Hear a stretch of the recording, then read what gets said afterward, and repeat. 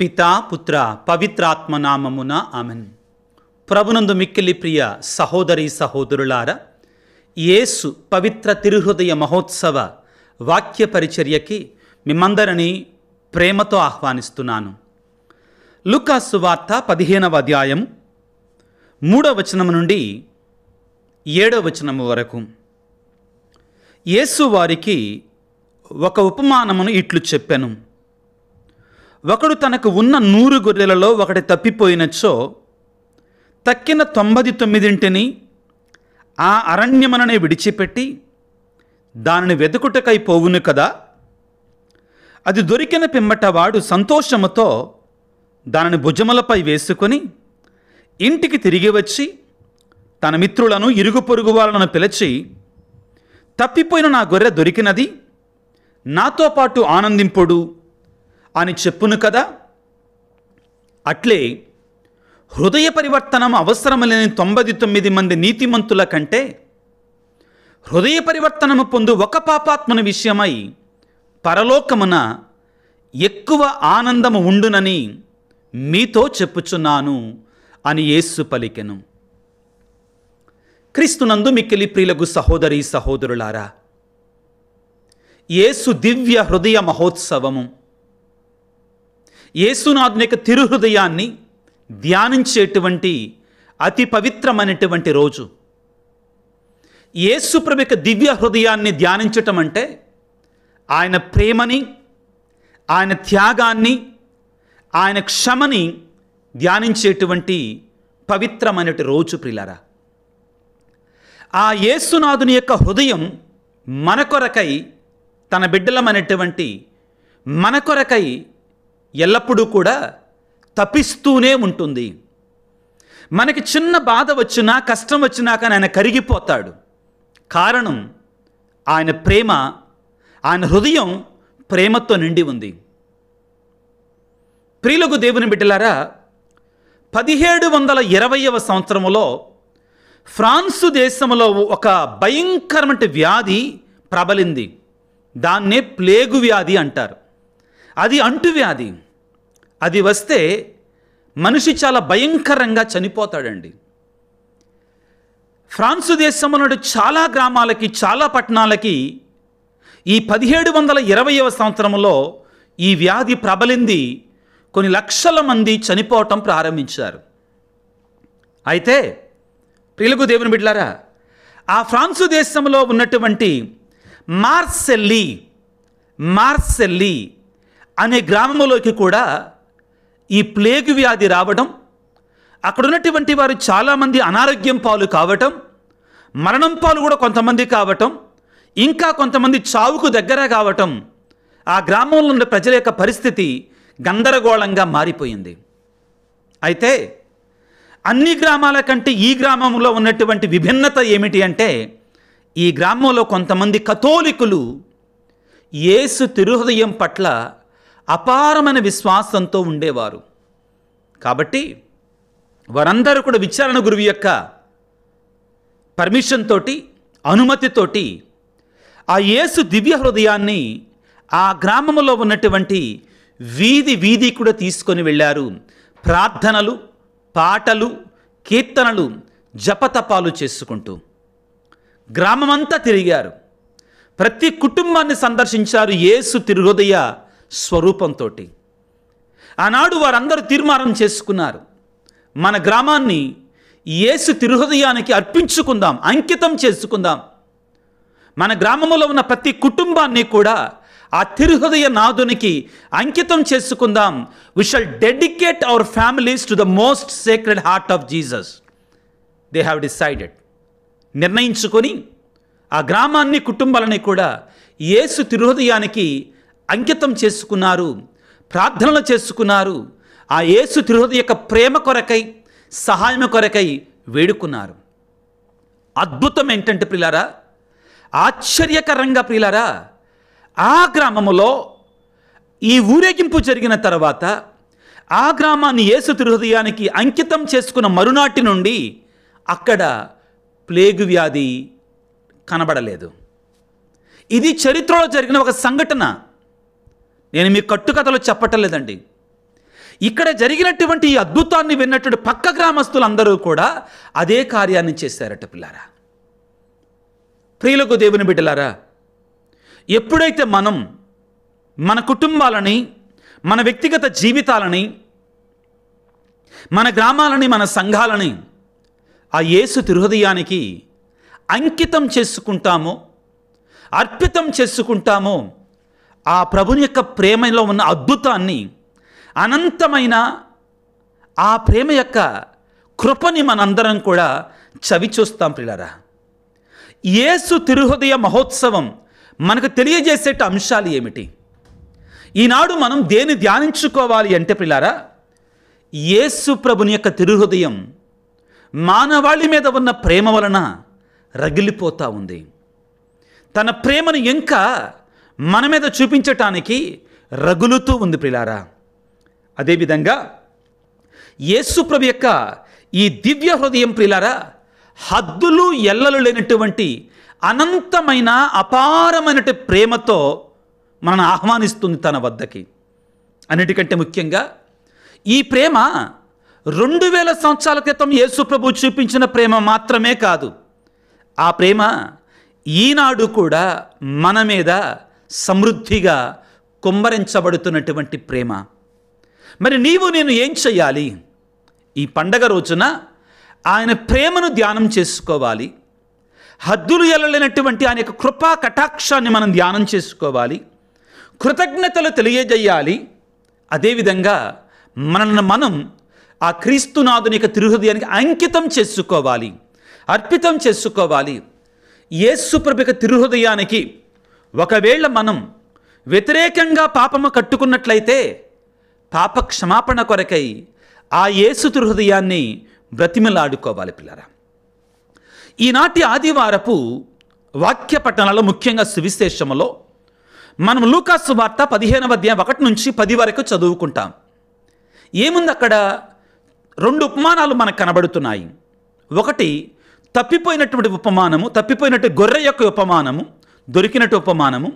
రెండవది పోయినటువంటి నాణెము యొక్క ఉపమానం.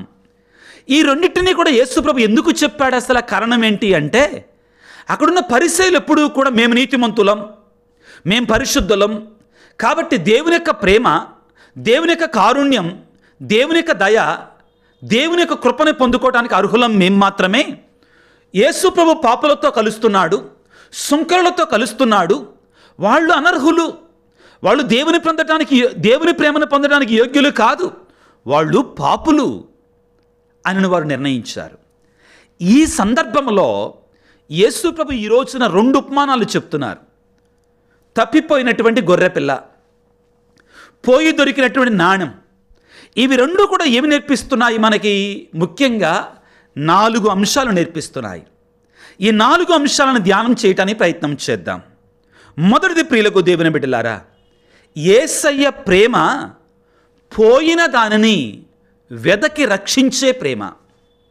యేసయ్య ప్రేమ పోయిన దానిని మరలా వెదికేటువంటి ప్రేమ.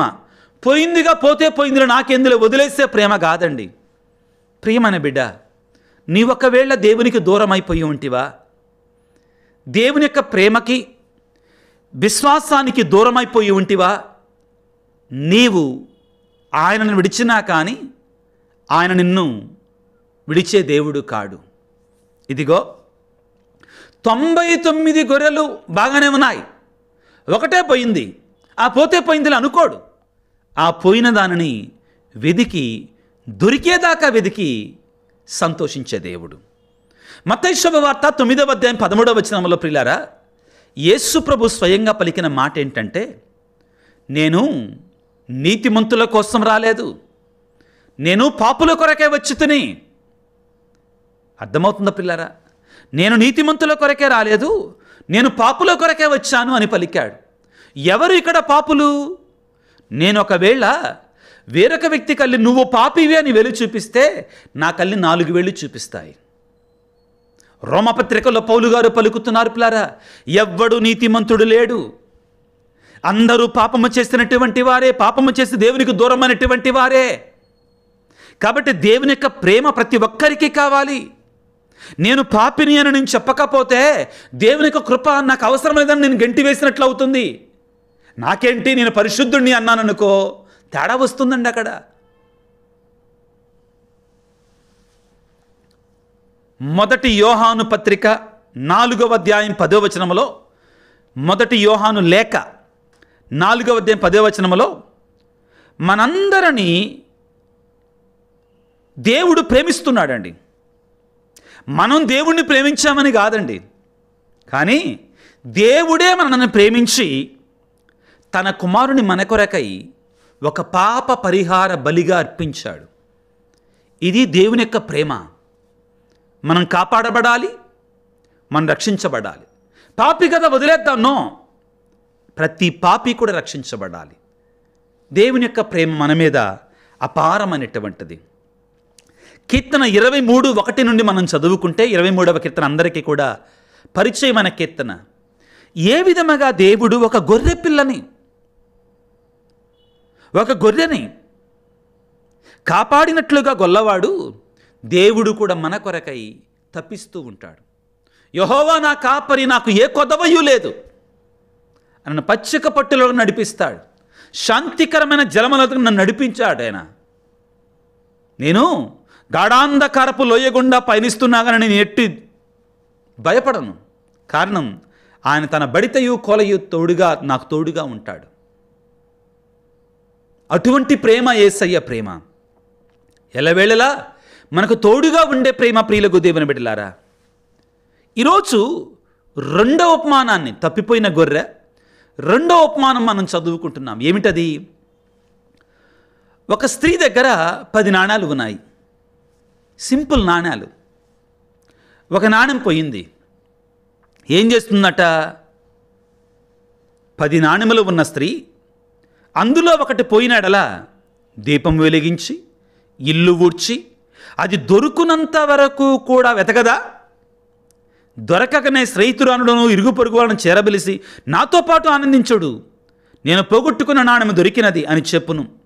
అట్లే హృదయ పరివర్తనము చెందు ఒక పాపాత్మన విషయమై దేవదూతలు ఎక్కువగా సంతోషిస్తారు. ప్రియులారా, దేవుడు ఇది చిన్నదేగా, ఇది ఒకటేగా, ఇది పనికిరానిదిగా, అవసరం లేదు అనుకునేటువంటి వాడు కాడు. ఆయన దృష్టిలో నీవు నీవు నీవు అందరూ కూడా ముఖ్యమే. ఏ ఒక్కడును నశించుటానికి ఇష్టం లేదు. ఏ ఒక్కడును సాతాను యొక్క వశమైపోయి నరకానికి వెళ్ళటానికి ఇష్టం లేదు. ప్రతి ఒక్కడు కూడా దేవుని యొక్క కృపను తెలుసుకొని, దేవుని యొక్క ప్రేమను తెలుసుకొని పాపాల కొరకే ప్రాయశ్చిత్తపడి ఆయన ప్రేమ దగ్గరకు రావాలి, ప్రేమకు ఆకర్షించబడాలి అనేటువంటిది ఆయనకు కోరిక, తపన. ప్రియులారా, ఏ చిన్నదైనా కానీ ఆయనకు విలువైనటువంటిదే. నువ్వు అనుకో, మాకు ఏమో నేను పాపములను బ్రతుకుతున్నా, దేవుడు నన్ను లెక్క చేస్తాడా, నేను ఏమైపోతే ఆయనకి ఎందుకు లేదు. మనం నాశనం కావటం ఆయనకి ఇష్టము లేదు. చిన్నదేగా, నో, అలా ఉండదు ఆయన దృష్టిలో. ప్రియులకు దేవుని బిడ్డలారా, యోహాను సువార్త 15వ అధ్యాయం 9వ వచనంలో యేసు ప్రభు అంటున్నాడు, తండ్రి నన్ను ప్రేమించినట్లు నేను మిమ్మల్ని ప్రేమించుతిని అన్నాడు. ఎంత గొప్ప ప్రేమ అండి! తండ్రి కుమారుల మధ్యలో ఉన్న ప్రేమ వలె ఆయన మనల్ని ప్రేమిస్తున్నట్టు అనంతమైనటువంటి ప్రేమతో. పిల్లారా, రోమపత్రిక 5వ అధ్యాయం 8వ వచనంలో, మనము పాపులముగా ఉన్నప్పుడే, మనం పాపములో బ్రతుకుతున్నప్పుడే ఆయన మనల్ని ప్రేమించి మన కొరకై సిలువలో మరణించి తన ప్రేమను ఆయన నిరూపించుకున్నాడు. ఇటువంటి ప్రేమని ఆయన మనకి తన హృదయము ద్వారా బయలుపరుస్తున్నాడు. మీకందరికీ మనకు చిన్న ప్రశ్న ప్రియులారా. ఒక తల్లికి అన్నీ బాగా ఉన్నట్టు ఒక కుమారుడు ఉన్నాడు. మరొక కుమారుడు అంగవైకల్యంతో ఉన్నాడు, కాలు చెయ్యో బాగలేదు. ఆ తల్లికి ఎవరి మీద ఎక్కువ ప్రేమ ఉంటుందండి? తప్పనిసరిగా తనకు తానుగా చేసుకోలేనటువంటి కుర్రవాడి మీద, కొడుకు మీద. యేసయ్య ప్రేమ ఈనాడు 2 ఉపమానాల ద్వారా తప్పిపోయిన గొర్రె దొరికిన తర్వాత మెడల మీద, భుజాల మీద వేసుకొని ఆనందిస్తాడు. పరలోకములో కూడా 99 మంది నీతిమంతుల కంటే ఒక్క తప్పిపోయినటువంటి పాపి తిరిగి వచ్చినప్పుడు ఎక్కువ ఆనందం ఉంటుంది. దాని అర్థం 99 మంది ముఖ్యం కాదు అని కాదండి. దాని అర్థం వారు ఎలాగా నాతోటే ఉన్నారు, నేను ఎప్పుడు సంతోషిస్తా వారిని గురించి. కానీ ఆ పోయినట్టు వ్యక్తికి ఆదరణ ఇవ్వాలి. ఆ పాపంలో ఉన్న ఆ వ్యక్తితో చెప్తున్నాడు యేసు ప్రభు, బిడ్డ నువ్వు కూడా నాకు ముఖ్యమే. తరువాత ప్రియులారా, ఈనాటి మొదటి పట్టణం యెహెజ్కేలు గ్రంథం 34వ అధ్యాయం 11వ వచనం నుంచి మనం చదువుకుంటే దేవుడు అంటాడు, నా మందని నేనే కాస్తానన్నాడు, నా మందను నేనే సంరక్షిస్తాను, తప్పిపోయినటువంటి వాటిని వెతికి రక్షిస్తాను, గాయపడినటువంటి వాటి కట్టుకడతాను. వ్యక్తిగతమైన ప్రేమ, ఇట్స్ ఎ పర్సనల్ లవ్. యేసయ్య ప్రేమ మనకి వ్యక్తిగతమైన ప్రేమ అండి. ప్రతి వ్యక్తిని కూడా ఆ వ్యక్తిగా ప్రేమించేటువంటి దేవుడు ఆయన మనకి. చివరిగా యేసయ్య ప్రేమ సంతోషించే ప్రేమ, ఆనందించే ప్రేమ, పాపి తిరిగి వచ్చినప్పుడు పండగ చేసుకునే ప్రేమ. పాపి తిరిగి వచ్చినప్పుడు పండగ చేసుకునే ప్రేమ. ఈనాటి 2 ఉపమానాల్లో కూడా ప్రియులకు దేవుని బిడ్డలారా, ఇదిగో పరలోకములో ఎక్కువ సంతోషం ఉంటుంది, పరలోకములో ఎక్కువ సంతోషం ఉంటుంది అని చెప్పారు. ఆ విషయానికి వస్తే లూకాసు వార్త 15వ అధ్యాయంలో మనం చదువుకుంటాం. తప్పిపోయినట్టు కుమారుడు తిరిగి రావడాన్ని తండ్రి ఏమంటాడో వినండి. లూకా 15:32 వచనము, మనము విందు జరుపుకున్నటక న్యాయము ఏలయన చనిపోయిన నీ తమ్ముడు తిరిగి బ్రతికెను, తప్పిపోయిన వాడు మరలా దొరికెను. ఇది న్యాయం. యేసయ్య ప్రేమ దృష్టిలో పాపి తిరిగి వచ్చినప్పుడు పండగ చేసుకోవడం అది న్యాయం. It is a justice. మనమేమనుకుంటాం, అరే వాడు పాపి కదా, ఇప్పుడు దాకా తిరిగి వచ్చాడు కదా, పెద్ద కుమారుడు అంటాడు కదా, అతను వచ్చినప్పుడు పండగ చేయటం ఇది అన్యాయం అంటాం మనం. కానీ దేవుని దృష్టిలో ఆయన ప్రేమ ఎటువంటిదంటే తిరిగి వచ్చినప్పుడు సంతోషించటం న్యాయం. అదేవిధంగా లూకాసు వార్త 15వ అధ్యాయం 22వ వచనంలో 21 నుంచి చదువుకుంటే, కుమారుడు తండ్రితో, తండ్రి నేను నీకును దేవుని కొనుకు వ్యతిరేకముగా ద్రోహం చేస్తని, ఇక నేను నీకు కుమారుడని పిలిపించుకొనదగను అని పలికితే, తండ్రి అంటాడు, కానీ తండ్రి సేవకులతో త్వరగా వీనికి మేలి వస్త్రములు కట్టబెట్టుడు, వ్రేలికి ఉంగరమును, కాలికి చెప్పులు తొడుగుడు, కొవ్విన కోడదోడను వధింపుడు, మనం విందు ఆరగించి వేడుకలు చేసుకుందాము. ఎవరి కోసం అండి? మానవులంగా ఆలోచిద్దాం కొద్దిసేపు. ఎవరి కోసం పండగ చేస్తున్నాడు తండ్రి? ఇప్పుడు దాకా పెద్ద కుమారుడు అన్న మాటలు అంటున్నానండి. వేశ్యలతో తిరిగి వచ్చినటువంటి వాడు, నీ సంపదని విచ్చలవిడిగా ఖర్చు చేసినటువంటి వాడు, నీతి న్యాయముగా బ్రతికినటువంటి వాడు, అతని గురించి పండగ చేసుకుంటావా అని పెద్ద కుమారుడు అడిగాడు. కానీ యేసయ్య ప్రేమ, సిలువలో తన 2 చేతులు చాచి మరణించినటువంటి ఆ ప్రేమ మనందరి కొరకై, పాపులందరి కొరకై. ఆ విషయానికి వస్తే ప్రియులారా, యేసయ్య ప్రేమ పాపుల కొరక, నా కోసం కాదంటే మనం పాపులం కాదా? ప్రభు అంటాడు ఒకానొక సందర్భంలో మత్తయి శుభవార్తలో 6-7 అధ్యాయాలలో, నీ సహోదరుని కంటిలో ఉన్న నలుసును తీయడానికి ప్రయత్నం చేస్తున్నావా? నీ కంటిలో ఉన్న దూలం సంగతి ఏంటి? నీకు అవసరమైతే యేసయ్య క్షమ, యేసయ్య కారుణ్యం, యేసు ప్రభువుకి దయ. ప్రియులారా, మనం తిరిగి వచ్చినప్పుడు పండగ చేసుకునే దేవుడు, సంతోషించే దేవుడు, ఆనందించే దేవుడు.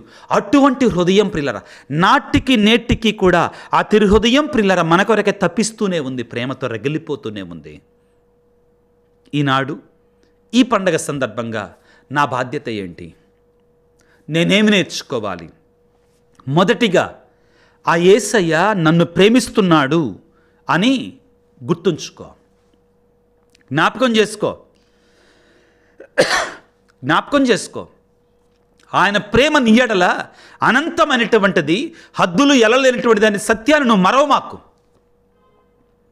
రెండవది, ఆయనకు ప్రేమకు ప్రతిగా నీవు కూడా యేసయ్యని పరిపూర్ణంగా ప్రేమించు.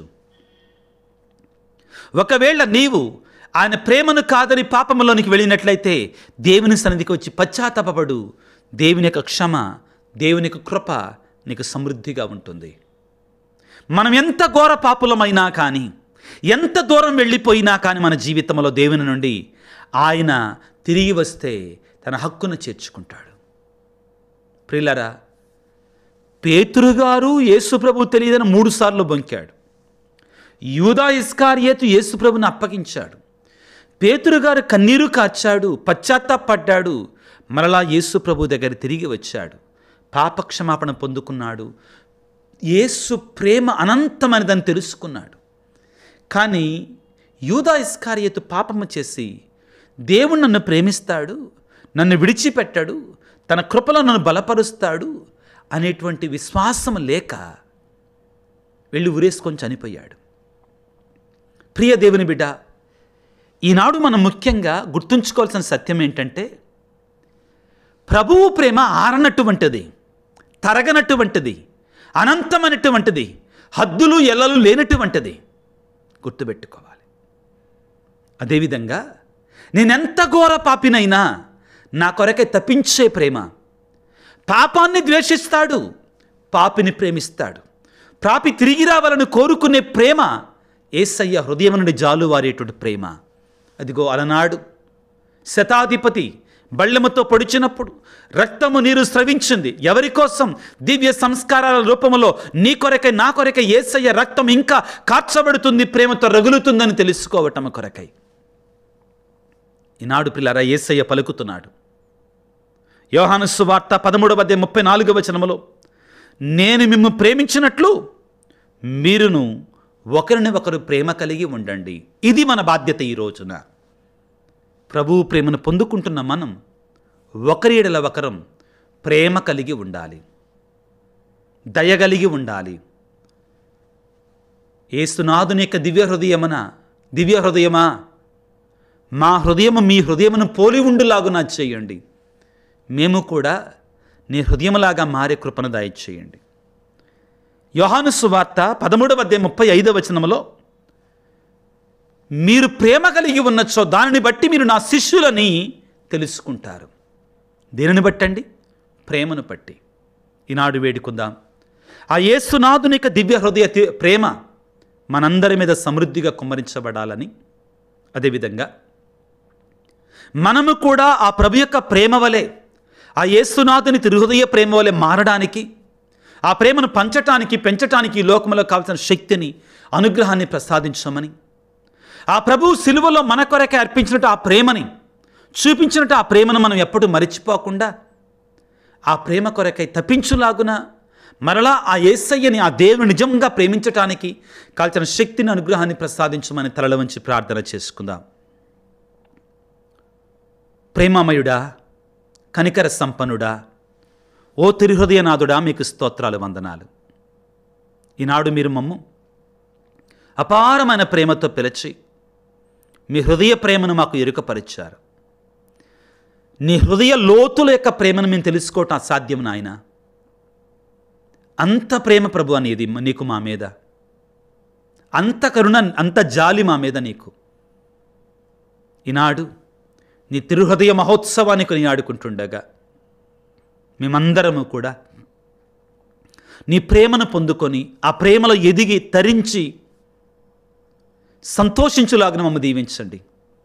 అదేవిధంగా నీ ప్రేమ తట్టు ఆకర్షితులమగునట్లుగా మేము కూడా నీ ప్రేమను పొందుకొని ప్రేమ కలిగి జీవించేటి కృపను మాకు దయచేయండి.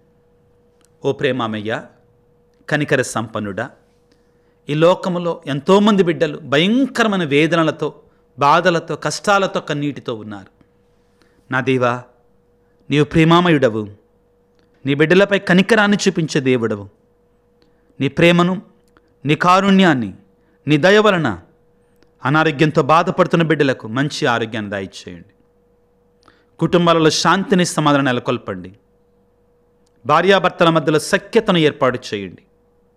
ప్రత్యేకంగా ప్రభువా, మా కొరకు ప్రార్థించండి అయ్యా అని వివిధ ఉద్దేశాలతో మెసేజ్లు ఉంచుతున్నటువంటి వారని, వ్యక్తిగతంగా అడిగినటువంటి వారందరి కొరకే ప్రార్థిస్తున్నాను తండ్రి. నింపండి, అభిషేకించండి, నీ ప్రేమతో తడపండి నాయన. మమ్మందరినీ కూడా నీ ప్రేమ జాలువలులాగా చేయండి నా తండ్రి. నీ ప్రేమలో మేము జీవించినప్పుడు మమ్మల్ని దీవించమని మా నాథుడైన క్రీస్తు ద్వారా వేడుకొనుచున్నాము తండ్రి, ఆమెన్.